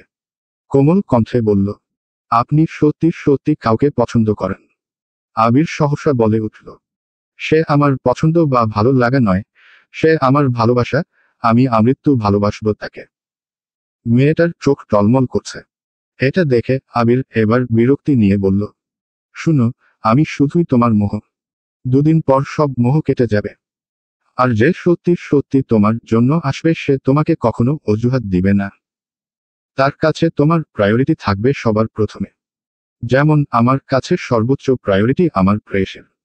আশা করি তুমি আমার কথাগুলো বুঝতে পেরেছ। তাই ভবিষ্যতে এমন কোনো কাজ করবা না বা এমন কোনো কথা বলবা না যে কারণে তোমার এই পাতারা চিহ্ন গলামিগুলো নিয়ে আমার সিরিয়াস হতে হয়। ভালো থেকো। গম্ভীর কণ্ঠে কথাগুলো বলেই হলরুমের দিকে পা বাড়ায় আবির।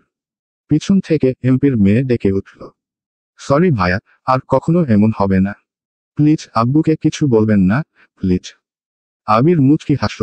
মেয়েটা যে তার কথা বুঝতে পেরেছে এতেই ভালো লাগলো আবিরের। হলরুমে ঢুকেই সালাম দিল এমপিকে। আবিরকে দেখে হ্যান্ডশেক করলেন এমপি। হাসি মুখে জিজ্ঞেস করালেন, কেমন আছো আবির? আবির স্বাভাবিক কণ্ঠে বলল, জি আলহামদুলিল্লাহ ভালো। আপনি কেমন আছেন? এমপি এবার চিন্তিত স্বরে বললেন, আলহামদুলিল্লাহ ভালো, তবে নির্বাচন নিয়ে একটু ঝামেলায় আছি। তা তোমার কোনো দরকার ছিল? আবির ঠান্ডা কণ্ঠে বলল, আসলে তানভীরকে নিতে এসেছিলাম। এত রাতে কিভাবে যাবে এজন্য। এমপি আবারও হাসি মুখে বললেন, মিটিং শেষ, খাওয়া দাওয়া করে চলে যেও। আবির বলল, আমরা খাবো না, অনেক রাত হয়ে গেছে, অন্য কোনো সময় খাবো। এমপিও আর জোর করলেন না। আবির তানভীরকে নিয়ে বের হলো বাড়ি থেকে। বাইকে আবিরের পিছনে চুপচাপ বসে আছে তানভীর। অনেকটা পথ যাওয়ার পর তানভীর ভয়ে ভয়ে বলল, ভাইয়া এমপির মেয়ের সাথে দেখা হচ্ছিল। আবির বলল, হ্যাঁ। তানভীর আস্তে আস্তে বলল, তাকে কি বুঝাতে পারছো? আবির গম্ভীর কণ্ঠে বলল, আমার বুঝানো তো বুঝিয়েছি, কিন্তু সে কতটা বুঝেছে এটাই এখন মূল বিষয়। তানভীর এবার অভিযোগের স্বরে বলল, আমি কি করব বলো ভাইয়া, কোনো দরকারে এমপির সাথে দেখা করা, গুরুত্বপূর্ণ মিটিং সবকিছু এমপির বাড়িতে হয়। আমার দেখা যায় প্রতিদিন অন্ততপক্ষে 2-1বার এমপির বাড়িতে আসতেই হয়। আর এই মেয়ে যেন বসেই থাকে কখন আমি আসব। দেখলেই ছুটে আসে, তোমার কথা জিজ্ঞেস করে শুধু। আমি কতবার বলেছি তুমি একজনকে পছন্দ করো, বিয়ে ঠিক, মেয়ে কোনো কথায় পাত্তা দেয় না। আমি এড়িয়ে গেলেও মেয়ে পথ আটকে দাঁড়ায়। এমপির চোখে এটা পড়লে তো আমাকে কালারিং বানাবে, ভাববে মেয়ের সাথে আমার কিছু চলে। তখন তো জামে তারা চিহ্ন লায়, আমি তারা চিহ্ন সব, তাই তোমাকে বলেছি। একদমে কথাগুলো বলল তানভীর। আবির স্বাভাবিক কণ্ঠে বলল, সমস্যা নাই মেয়ে, আশা করি আর কিছু বলবে না তোকে, তুই তোর কাজে মনোযোগ দিস। এর মধ্যে বাসায় চলে আসছে দুজন। প্রায় রাত 1:30টায় আবির ভাই বাড়িতে ঢুকলো বাইক নিয়ে, পিছনে তানভীর ভাইয়া। আবির ভাইকে দেখে মেঘের চিন্তিত মলিন মুখটা তৎক্ষণাৎ জ্বলজ্বল করে উঠেছে। সেই 12টা থেকে অপেক্ষা করছে আবির ভাইয়ের জন্য। বারান্দায় দাঁড়িয়ে আকাশের তারা গুনে শেষ করে ফেলছে মনে হয়, কিন্তু আবির ভাই আসছিল না। মেঘ দীর্ঘশ্বাস ফেলে প্রফুল্ল মেজাজে দেখতে লাগলো আবির ভাইকে। বাসায় ঢুকার আগ পর্যন্ত যতটা দেখা যাচ্ছিল, তারপর চুপচাপ শুয়ে ঘুমিয়ে পড়ল। সকালে আবির রুম থেকে বের হয়ে করিডোর থেকে নিচে তাকালো, ডাইনিং টেবিলে মেঘ নেই। এত রাত করে ঘুমানোর জন্য মেঘ সকালে ঘুম থেকে উঠতে পারেনি। আবির মেঘের দরজায় টোকা দিল। 2বার শব্দ হতেই ঘুমের মধ্যে টলতে টলতে এসে দরজা খুলে দিল মেঘ। হাত দিয়ে চোখ কচলাতে কচলাতে তাকালো, সহসা অক্ষি যুগল বিপুল হলো মেঘের। আবির বিমোহিত লোচনে চেয়ে আছে অষ্টাদশীর মুখের পানে। সদ্য ফুটে উঠা পদ্ম ফুলের ন্যায় সুন্দর লাগছে মেঘকে। খুব করে চাইছে দৃষ্টিতে সরাতে, কিন্তু পাচ্ছে না। আবির ভাইকে দেখে মেঘের বুকের ভেতর সেই টিপ টিপ আওয়াজ স্পষ্ট বোঝা যাচ্ছে। মেঘ মুখ তারা চিহ্ন শকে ডেকে উঠল, আবির ভাই। তৎক্ষণাৎ ঘোর কাটল আবিরের, কিছুটা নড়েচড়ে উঠল। আবির ঠান্ডা কণ্ঠে শুধালো, এত রাতে বেকুনিতে দাঁড়িয়ে ছিলি কেন? আবির ভাইয়ের প্রশ্ন শুনে আটকে উঠে মেঘ, আকস্মাৎ চিরচেনা গতরের কাপা কাপি তীব্র হয়ে উঠে। বুকের ভেতর তারা চিহ্ন সফাসফ শুরু হয়েছে। হৃদস্পন্দন অনেক বেশি জোরালো হলো। চিবুক নামিয়ে চাপা কণ্ঠে বলল, রাতে ঘুম ভেঙে গেছিল। আবির ভ্রু কুঁচকে তাকালো, সহসা গম্ভীর কণ্ঠে বলে উঠল, ঘুম ভেঙেছিল নাকি ঘুমাইতেই যাসনি, সত্যি করে বল। আবির ভাইয়ের সামনে দাঁড়িয়ে মিথ্যা কথা বলার সাহস অষ্টাদশীর এখনো হয়নি। ভতারা চিহ্ন অয় বলল, ঘুম আসছিল না। আবির এবার ভ্রু নাচিয়ে শুধালো, কেন? মেঘ আর কিছু বলতে পারছে না। মনে হচ্ছে কথা আটকে আসছে গলায়। কোনো আওয়াজ বের হচ্ছে না মুখ থেকে। আবির শ্বাস ছাড়ে, ভারী স্বরে বলল, কি হলো? আবির ভাইয়ের ভারী কণ্ঠে চুপসে গেল মেঘ, বিড়বিড় করে বলল, আপনার জন্য। আবির তীক্ষ্ণ দৃষ্টিতে তাকায়, কয়েক মুহূর্ত নীরব থেকে কণ্ঠ 3 গুণ ভারী করে বলল, কেন মেতেছিস ধ্বংসের খেলায়? মেঘ, কখনো অনিশ্চিত ভবিষ্যতের পিছনে ছুটবি না। নিজের লক্ষ্য স্থির না করলে জীবনে কখনো সফল হতে পারবি না। আবির ভাইয়ের এত কঠিন কথাগুলো মেঘের মাথার 3 হাত উপর দিয়ে গেল। কিছুই বুঝতে পারল না সে। চিবুক নামিয়েছে গলায়, ওষ্ঠ উল্টে গাল ফুলালো, আবির সূক্ষ্ম দৃষ্টিতে দেখছে। আবার রাতারা চিহ্ন গান্বিত কণ্ঠে আবির বলে উঠল, এখন যে সময়টা কাটাচ্ছিস সে সময় আর কখনো আসবে না। আর তারা চিহ্ন যে চিন্তাভাবনা বাদ দিয়ে পড়াশোনায় মনোযোগ দেয়। মেঘ এবার বুক ফুলিয়ে শ্বাস নিল, ধীর কণ্ঠে ডাকল, আবির ভাই। সহসা আবিরের তীব্র রাগও বিলীন হয়ে গেছে, ভ্রু কুঁচকে শান্ত চোখে তাকালো অষ্টাদশীর দিকে। অতঃপর মৃদুগামী কণ্ঠে শুধু বলল, হুম। এই হুমতে যেন এক আকাশ সম ভালোবাসা, আবেগ, অনুভূতি মিশে আছে। মেঘ অতর্কিতে তাকালো আবির ভাইয়ের অভিমুখে। এই মোহর মেশানো হুম্মম শোনার জন্য মেঘের আমৃত্যু আবির ভাইকে ডাকতে ইচ্ছে হচ্ছে। মেঘ সারা জীবন আবির ভাইয়ের কানের কাছে খ্যান খ্যান করবে, আবির ভাই প্রত্যুত্তরে শুধু হুম্মম বললেই হবে। এসব ভেবেই অষ্টাদশীর ঠোঁটের কোণে হাসি ফুটে উঠেছে। আবির পুনরায় গম্ভীর কণ্ঠে বলল, কিছু বলবি? আবির ভাইয়ের কণ্ঠে মেঘের অনিন্দিত কল্পনাদের অবসান হলো। এক সেকেন্ডেই গায়েব হলো ঠোঁটের কোণের মিষ্টি হাসি। চিবুক নামালো আবির ভাইয়ের মুখে থেকে। অষ্টপুট নেড়ে নম্রভাবে বলল, আবির ভাই আপনি একটু তাড়াতাড়ি বাসায় আসবেন প্লিজ।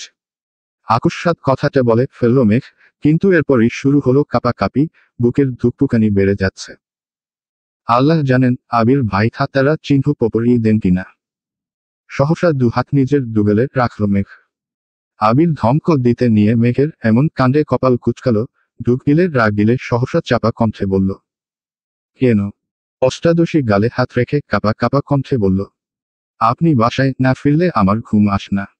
কথাটা বলেই দুচোখ বন্ধ করে কপাল কুচকে দাঁতে দাঁত চেপে ধরল মেঘ। আবির প্রশস্ত নেত্রে চাইল অষ্টাদশীর দিকে। মেঘের হালচাল দেখে ঠোঁটের কোণে হাসি ফুটে ওঠে। কিন্তু অষ্টাদশীর চোখ বন্ধ থাকায় শব্দহীন সেই হাসি দেখতে পেল না। আবির নিগুড় দৃষ্টিতে তাকিয়ে আছে অষ্টাদশীর দিকে, যেন এই দৃষ্টি সহজে কাটানো সম্ভব না। কয়েক মুহূর্ত চলল এভাবে। কিছুক্ষণ পর আবিরের ফোনে কল আসায় মনোযোগ নষ্ট হলো। পকেট থেকে ফোন বের করলো, অফিসের কল তৎক্ষণাৎ রিসিভ করলো, 30 সেকেন্ড হবে হয়তো, কথা বলে রেখে দিল। এতক্ষণে মেঘ অনেকটাই স্বাভাবিক হয়ে গেছে, কিন্তু গাল থেকে হাত নামায় নি এখনো। আবির কল কেটে পুনরায় শক্ত কণ্ঠে বলল, আমার তাড়াতাড়ি অফিসে যেতে হবে। আমার খাওয়া শেষ হওয়ার আগে তোকে যেন খাবার টেবিলে দেখি। এই বলে করিডোরের দিকে পা বাড়ালো আবির। মেঘ পিছন থেকে কোমল কণ্ঠে আবার ডেকে উঠল, আবির ভাই। আবির সহসা উত্তর দিল, হুমম। এই হুমমটা ছোট্ট মেঘের বুকে বারবার যেন তারা চিহ্নকা লাগছে। কোমল কণ্ঠে বললেন না তো তাড়াতাড়ি আসবেন কিনা। আবির ঘাড় ঘুরিয়ে তাকালো, মেঘ সঙ্গে সঙ্গে মাথা নিচু করে ফেলল। আবির কিছুটা গম্ভীর কণ্ঠে বলল, আসতে পারি যদি তুই আমার কথা মানিস। আর কিছু না বলে দ্রুত পায়ে নেমে গেল নিচে। আবির ভাই এত সহজে মেনে নিয়েছে ভেবেই মেঘ খুশিতে তারা চিহ্ন তথ্যহারা হয়ে যাচ্ছে। দ্রুত ফ্রেশ হয়ে চুলগুলো ঠিকঠাক করে খুঁটোপুটি করে নিচে নামতে লাগলো। হাসি মুখেই এসে বসলো আবির ভাইয়ের বিপরীতে। একবার দেখলো আবির ভাইকে, প্লেটের দিকেও তাকালো, কিন্তু ততক্ষণে আবির ভাইয়ের খাওয়া শেষের দিকে। মেঘ খাওয়া শুরু করতে করতে আবির ভাই খাওয়া শেষ করে উঠে ফ্রেশ হয়ে অফিসের উদ্দেশ্যে চলে যাচ্ছে। মেঘ এক মুহূর্ত তাকিয়ে রইল আবির ভাইয়ের দিকে, তারপর স্বাভাবিক হয়ে খেতে শুরু করলো। আবির ভাইয়ের এত কথার মধ্যে হুমম টায় যেন বারবার কানে বাজছে মেঘের। সবগুলো কথায় মনে পড়ছে। খাওয়া শেষ করে রুমে গিয়ে শুয়ে শুয়ে আবির ভাইয়ের কথা ভাবছে। মেঘ মনে মনে নিজেকে প্রশ্ন করছে, সেই প্রশ্নের উত্তর নিজেই দিচ্ছে। সবশেষে সব প্রশ্নের একটাই উত্তর পেল। আবির ভাই চান আমি ভালোভাবে পড়াশোনা করি, তার মানে এতেই আবির ভাই খুশি হবেন। আজ থেকে আমি সিরিয়াসলি পড়াশোনা করব। তারপর দেখব আবির ভাই আমার সাথে ভালোভাবে কথা বলে কিনা। কিছুক্ষণ শুয়ে থেকে সব ভেবে সহসা উঠে পড়তে বসল। মেঘ সবসময় চড়ে পড়ে, মেঘ পড়লে করিডোর থেকে তো শোনা যায়, পাশাপাশি তানভীর বা আবিরের রুম থেকেও মোটামুটি শোনা যায়। গোসল, নামাজ, কোচিং, টিউশন সবকিছু সময় মতো করছে মেঘ, যেন আবির ভাইয়ার রাগও দেখাতে না পারে। কি সব ধ্বংসের কথা বলল, এসব কথা কঠিন কথা যেন আর না শুনতে হয়। আবির ভাই যেন সর্বদা কোমল ভালোবাসা মিশ্রিত কণ্ঠে হুমম বলে, আর কিছুই বলতে হবে না। এদিকে মনোনয়নের ফলাফল ঘোষণা করা হয়েছে। তানভীরদের এমপি দলীয় প্রতীকে মনোনীত হয়েছেন। পার্টি অফিস থেকে শুরু করে এমপির বাড়ি পর্যন্ত হইচই শুরু হয়েছে। নেতারা চিহ্ন সেধা তারা চিহ্নগা অমান্য করে সব গণহারে মিছিল দিচ্ছে। প্রথমবারের মতো মনোনীত হয়েছেন এমপি তানভীর সহ সভাপতি, সাধারণ সম্পাদক, সাধারণ সদস্যরা মিষ্টি খাওয়াচ্ছেন সবাইকে। এক পর্যায়ে এমপির বাড়িতে গেল তানভীর সহ আরো 4 জন। এমপির মেয়ে হাসি মুখে তানভীরের সামনে এসে দাঁড়ালো। বাবা মনোনয়ন পেয়েছে এতে মেয়ের খুশির সীমা নেই, কিন্তু তানভীর মেয়েকে দেখে কিছুটা ঘাবড়ে গেছে। আবির ভাইয়া গতরাতে বুঝিয়ে গেল তারপর ও যদি মেয়ে বা তারা চিহ্ন গোলামি করে আর সেটা এমপির নজরে পড়লে তানভীর শেষ। তানভীর কিছুটা ভীতু গলায় বলল, কিছু বলবেন? এমপির মেয়ে হাসি মুখে উত্তর দিল, হ্যাঁ ভাইয়া। তানভীর কপাল কুঁচকে বলল, কি? এমপির মেয়ে হাসি থামিয়ে কিছুটা গম্ভীর কণ্ঠে বলল, আই অ্যাম সরি ভাইয়া, আমি আপনাকে এই কিছুদিন অনেক জ্বালিয়েছি। আপনি এতবার বলেছেন আবির ভাইয়ের গার্লফ্রেন্ড আছে, কিন্তু আমি বিশ্বাস করিনি। গতকাল আবির ভাইয়াও বলে গেছেন ওনার জীবনে অন্য কেউ আছে। এজন্য আমি সিদ্ধান্ত নিয়েছি আর কোনোদিন ওনার কথা জিজ্ঞেস করব না আপনাকে। আপনাকেও আর বিরক্ত করব না কখনো। আপনি অনেক ভালো। আমি চাই আপনি আব্বুর জন্য সর্বোচ্চ চেষ্টা করুন যাতে আব্বু এমপি হতে পারেন। তানভীরের চোখ ছানাবড়া হয়ে গেল। মনে মনে বলছে, বাহ ভাইয়া, তোমার 2 মিনিটের কথায় আমার 15 দিনের সমস্যা সমাধান করে দিলে। You are great bro. হাসি মুখে বলল, তুমি যে বুঝতে পারছো এতেই খুশি। এইটুকু বলে মেয়ের থেকে বিদায় নিয়ে এমপির সাথে দেখা করতে চলে গেল। বর্ষাকাল শুরু হয়ে গেছে কিন্তু এখনো বৃষ্টি শুরু হয়নি। আজ বিকেল থেকেই আকাশে মেঘের গর্জন, মেঘ কোচিং শেষে বাসায় এসেছে। মেঘের গর্জনের শব্দে পড়তে বসতে ইচ্ছে করছে না, তাই বেকুনিতে দাঁড়িয়ে আছে। গোধূলি বেলায় টিপটিপ বৃষ্টি পড়া শুরু হয়েছে। মেঘ বেকুনিতে দাঁড়িয়ে রাস্তায় মানুষের ছুটোছুটি দেখছে। সবাই ছুটছে নিজস্ব গন্তব্যে। মেঘ বেলকনি থেকে হাত বাড়িয়ে বৃষ্টি ছোঁয়ার চেষ্টা করছে। বৃষ্টির ফোঁটার স্পর্শে মেঘের সমস্ত অনুভূতিরা যেন অবশ হয়ে যাচ্ছে। হাত বৃষ্টিতে রেখেই কল্পনার জগতে বিচরণ করছে মেঘ। বৃষ্টি বাড়ার সঙ্গে সঙ্গে বৃষ্টির ছিটে ফোটা মেঘের চোখে মুখে পড়তেই হুঁশ ফিরল অষ্টাদশীর। বেলকনি থেকে রুমে চলে গেল।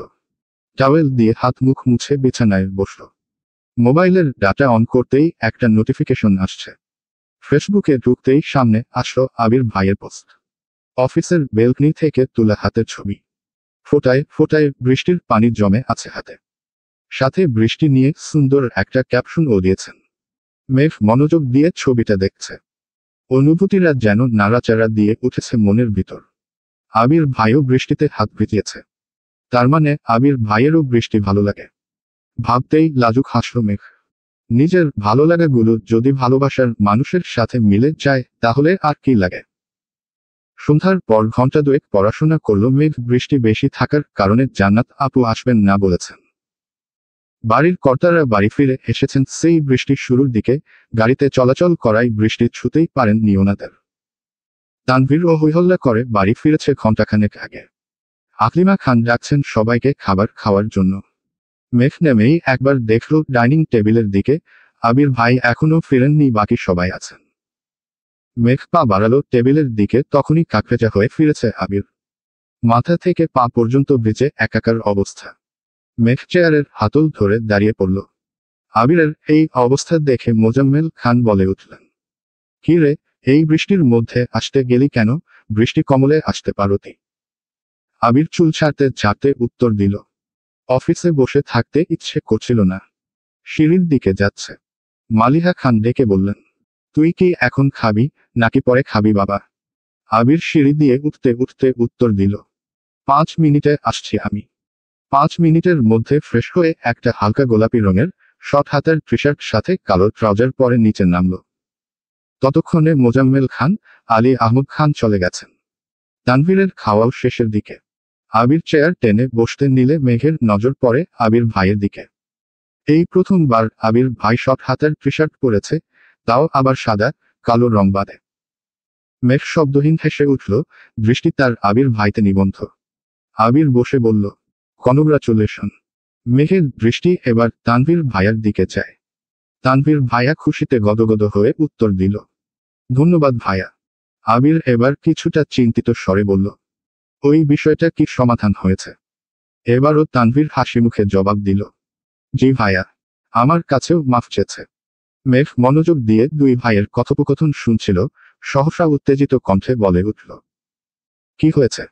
আবির মেঘের দিকে তাকিয়ে উত্তর দিল, তানভীরদের নেতা দলীয় মনোনয়ন পেয়েছে।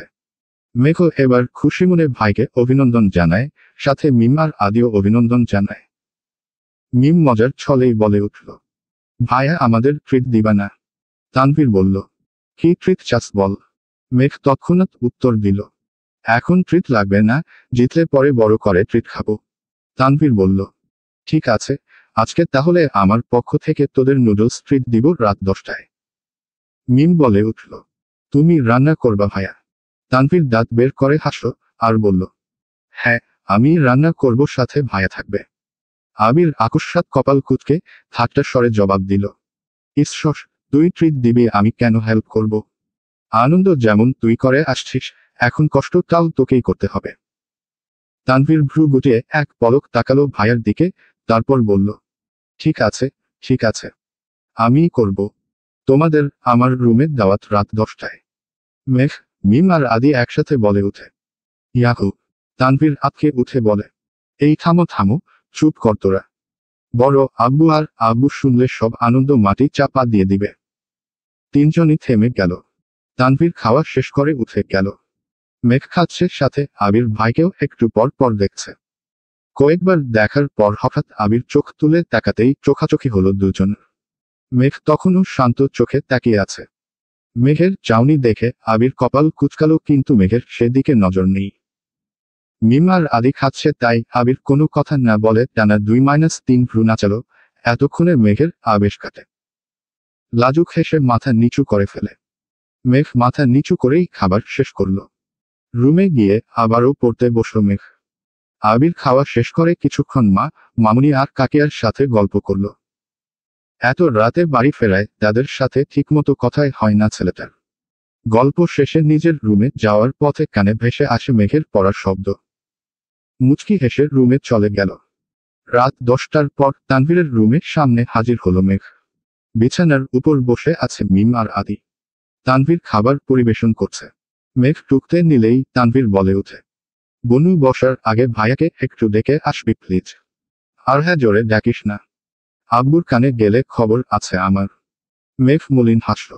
মনের ভেতর ধুকপুক শুরু হয়ে যাচ্ছে মেঘের। গুটি গুটি পায়ে এগিয়ে গেল আবির ভাইয়ের রুমের দিকে। দরজা খোলাই ছিল। মেঘ দরজা থেকে উকি দিল ভিতরে, কিন্তু রুমে কেউ নেই।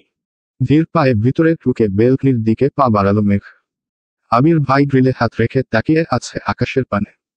বৃষ্টি কম, তবে আকাশে মেঘের গর্জন হচ্ছে আর কিছুক্ষণ পর পর বিদ্যুৎ চমকাচ্ছে।